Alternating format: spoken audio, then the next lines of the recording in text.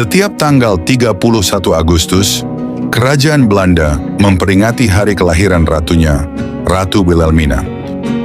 Sejak naik takhta pada tahun 1890, hari ulang tahunnya berkembang menjadi hari nasional yang dikenal sebagai Koninginnedag. Tradisi ini bukan hanya dirayakan di negeri Belanda, tetapi juga meluas hingga ke wilayah koloninya di Asia Tenggara, Hindia Belanda.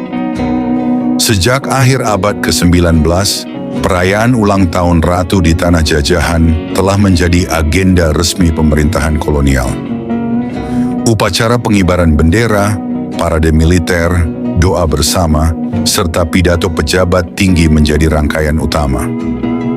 Namun memasuki awal abad ke-20, format perayaannya semakin besar dan terbuka. Pemerintah kolonial mulai melibatkan masyarakat luas serta menghadirkan pertunjukan budaya dari berbagai daerah sebagai bagian dari perayaan. Puncaknya terlihat pada tahun 1921 ketika peringatan ulang tahun Sang Ratu digelar meriah di Bogor. Kota pegunungan ini dipilih karena menjadi kediaman resmi Gubernur Jenderal di Istana Bogor, yang pada masa itu dikenal sebagai Istana Buitenzorg. Dengan udara sejuk dan panorama hijau serta latar megah Gunung Salak, Bogor menghadirkan suasana yang ideal bagi resepsi kenegaraan. Di lapangan terbuka dekat istana, ribuan orang berkumpul. Pejabat Eropa dengan pakaian putih tropis duduk di tribun kehormatan. Anak-anak sekolah berbaris rapi sambil mengibarkan bendera kecil Belanda. Di hadapan mereka, berbagai pertunjukan digelar secara bergantian. Penari-penari tradisional dari beragam daerah menampilkan kesenian khas masing-masing. Tarian Jawa dipersembahkan dengan anggun, sementara kelompok adat lain menghadirkan busana dan gerak tradisional yang memikat perhatian. Di arena terbuka, adu kerbau menjadi tontonan rakyat yang mengundang sorak-sorai. Pada masa kolonial Belanda, ketika Bogor masih dikenal dengan nama Buitenzorg yang berarti tempat tanpa kecemasan, kehidupan masyarakatnya tak hanya berputar pada kebun raya, perkebunan, dan pusat pemerintahan kolonial. Di balik citra kota peristirahatan para pejabat Belanda, tumbuh pula tradisi rakyat yang berakar kuat pada budaya agraris. Adu kerbau. Di wilayah pedesaan seperti Cigudeg dan kawasan Bogor Barat, adu kerbau menjadi tontonan yang dinanti. Tradisi ini biasanya digelar saat pesta rakyat, perayaan tertentu, atau momentum berkumpulnya warga desa. Dua ekor kerbau jantan yang sama-sama kuat dipertemukan di sebuah lapangan terbuka, disaksikan sorak-sorai penonton yang memadati arena. Bagi masyarakat setempat, adu kerbau bukan sekadar pertarungan hewan, melainkan hiburan yang memacu adrenalin, sekaligus ajang kebanggaan bagi pemiliknya. Sebagai daerah pertanian yang subur, Bogor pada masa itu sangat bergantung pada kerbau sebagai tenaga utama di sawah dan ladang. Hewan ini bukan hanya alat produksi, tetapi juga simbol kemakmuran dan kekuatan. Dari situlah tradisi adu kerbau menemukan akarnya, sebuah perpanjangan dari kehidupan agraris yang lekat dengan alam dan tenaga hewan. Namun di balik semaraknya tontonan, adu kerbau kerap diiringi praktik pertaruhan. Uang berpindah tangan seiring kemenangan salah satu kerbau. Meski demikian, dalam konteks sosial masyarakat desa, peristiwa ini juga menjadi ruang silaturahmi. Orang-orang datang dari berbagai kampung, saling bertemu, berdagang kecil-kecilan, dan mempererat hubungan sosial.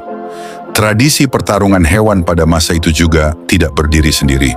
Di wilayah Jawa Barat pada era kolonial, dikenal pula tradisi rampogan macan, yakni pertunjukan yang mempertemukan harimau dengan banteng atau kerbau. Pertunjukan semacam ini seringkali diselenggarakan oleh pejabat Belanda atau bangsawan pribumi sebagai simbol kekuasaan dan keberanian.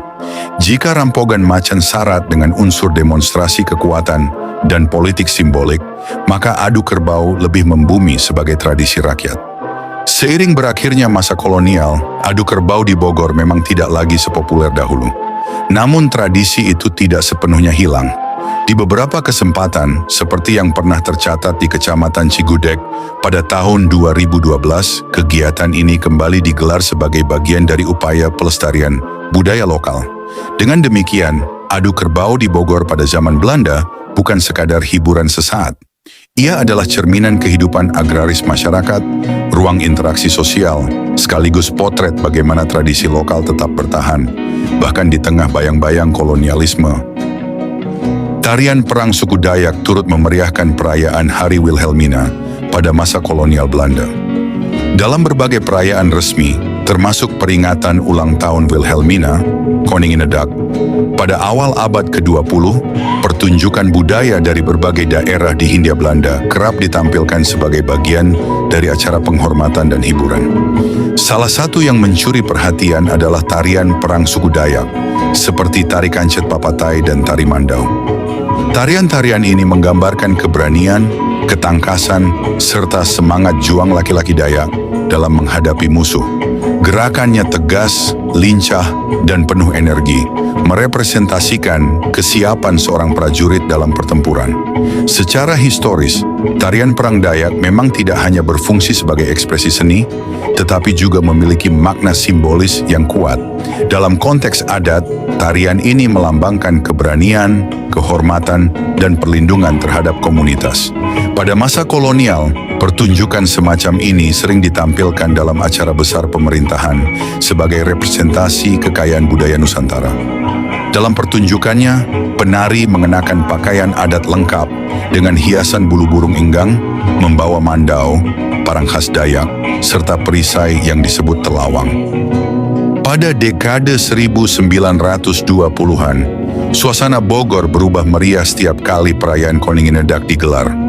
Hari kelahiran Ratu Wilhelmina itu bukan sekadar seremoni kenegaraan, melainkan ajang pertunjukan kebesaran kolonial yang dirancang penuh kemeriahan oleh pemerintah Hindia Belanda. Bendera-bendera Belanda berkibar, musik militer dimainkan, dan masyarakat dari berbagai lapisan turut memadati lokasi-lokasi perayaan. Salah satu acara yang paling dinantikan adalah Lomba Dayung di Danau yang berada di kawasan Kebun Raya Bogor. Danau yang biasanya tenang itu berubah menjadi arena kompetisi yang semarak. Perahu-perahu kayu dihias sederhana namun rapi, sementara para pendayung, baik dari kalangan masyarakat lokal maupun komunitas Eropa, bersiap menunjukkan kekuatan dan kekompakan tim mereka. Kini perayaan ulang tahun Ratu Wilhelmina di Bogor tahun 1921 tinggal jejak dalam arsip film dan foto tua. Ia menjadi saksi sebuah masa ketika kekuasaan kolonial merayakan dirinya sendiri di tanah yang kelak akan menuntut kemerdekaan.